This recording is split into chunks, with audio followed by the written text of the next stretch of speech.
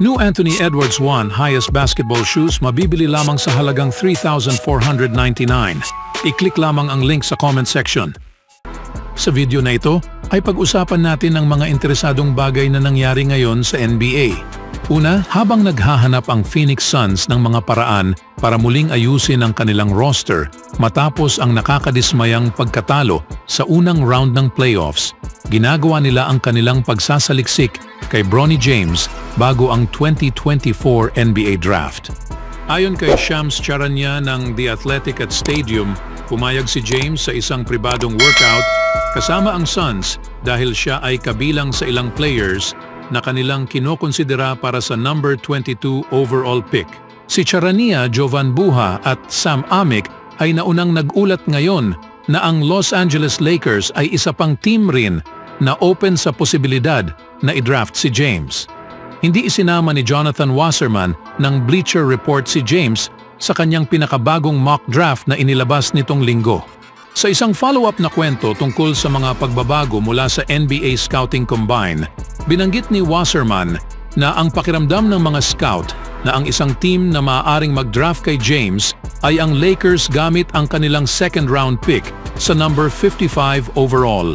Makakakuha si James ng maraming workouts mula sa iba pang mga teams, pero mahalagang tandaan na ang mga teams ay maaaring mag-workout ng humigit kumulang sa 100 players bago ang draft.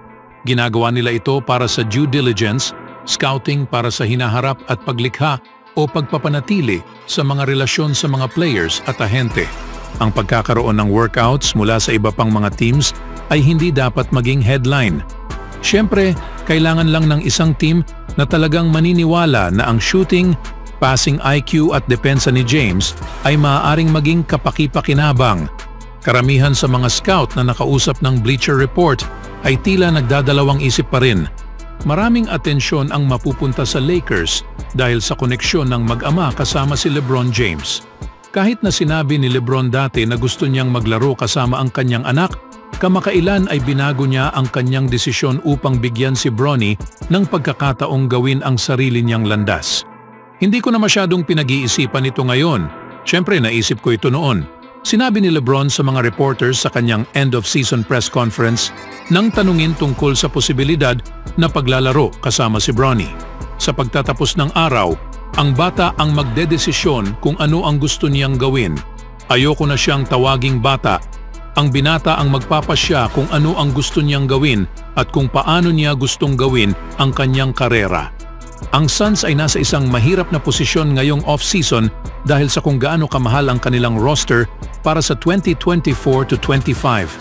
Mayroon silang $205.9 million salary commitments kasama ang $104.6 million tax bill. Sinabi na ni Phoenix General Manager na si James Jones na sina Kevin Durant, Devin Booker at Bradley Beal ay hindi ititrade ngayong summer. Kung ganoon, ang tanging paraan ng Suns upang mapabuti ang kanilang roster ay sa pamamagitan sa mga kontrata para sa veteran minimum sa free agency at sa draft. Nawalan sila ng mga second-round pick ngayong taon dahil sa mga tampering violations noong nakaraang off-season. Ang number 22 pick ang tanging seleksyon na mayroon ang Phoenix sa 2024 draft.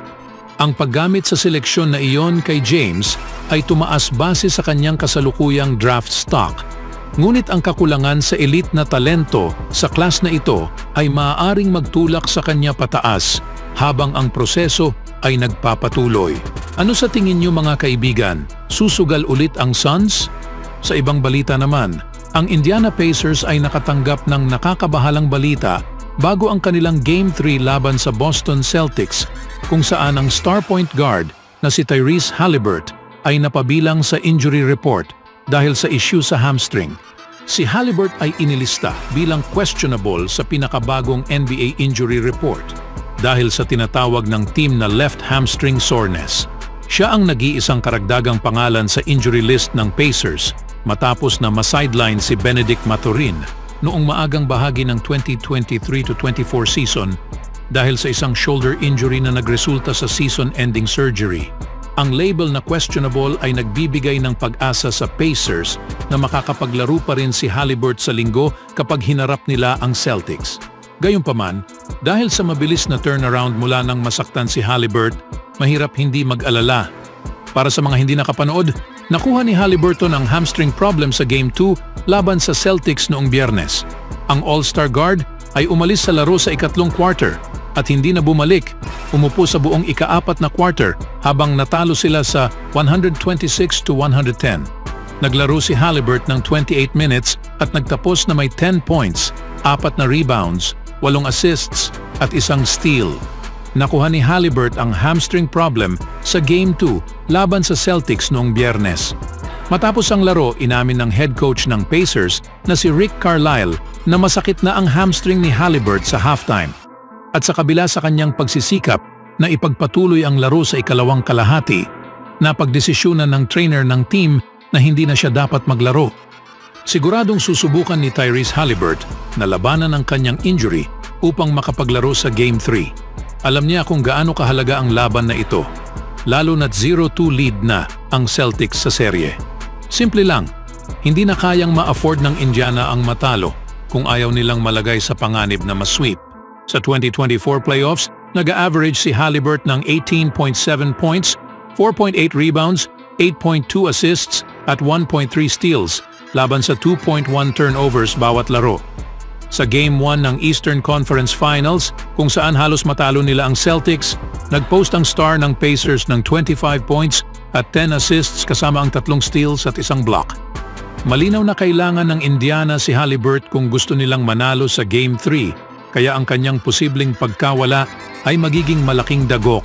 Kahit maglaro siya, hindi pa rin tiyak kung magiging limitado ang kanyang galaw, at kung hindi siya nasa kanyang pinakamainam na kondisyon, magiging problema ito para sa Pacers. Dahil sa injury ni Haliburton, ang pressure ngayon ay nasa kay Pascal Siakam at sa natitirang miyembro ng team upang mag-step up at bawasan ang trabaho sa kanilang star player kung sakaling maglaro siya. Mahirap talunin ang Celtics dahil sa kanilang mahusay na balanse sa opensa at depensa. Gayunpaman, ipinakita na ng Indiana na may kahinaan din ang malalim na team na ito ng Boston. Siguro, sa kanilang pagkapit sa pader, makakagawa sila ng mas magandang tugon, may Haliburton man o wala. Samantalang nakuha na ng Dallas ang 2-0 lead sa series sa panahong tinalo nila ang Wolves sa score na 108-109 sa kanilang Game 2 matchup. Ito ay dahil sa pangunguna ni Luka Doncic na siyang nagawa ang game-winner shot sa natitirang 3 seconds left sa final quarter over kay Rudy Gobert. At tinuruan nila ng leksyon ni Kyrie Irving ang trash talker ng Wolves na si Kyle Anderson na nagtapos ng 20 points. It's out to Alexander Walker. Having words with Minnesota's bench, actually telling them where he's going to get. And a big 3 for confidence. Who had 2 points in Game 1. He was 1 of 6. Tonight, 1 of 3. Hits his first free throw right there. Flip it away. It will not count. And a foul is on him. Shot clock at 7. Tried. Blew the whistle, and yet they continue to play. That was it. Foul. Yep, there. We're still playing. All right, let's just go. Yeah, let's keep going. Press. 3. Kyrie. Good! What a lead for Dallas in 7-6 early on in Minneapolis. Samantalang sa kabila, nagtapos ng 21 points si Anthony Edwards na may 7 assists at nanguna si Naz Reid na may 23 points para sa Wolves.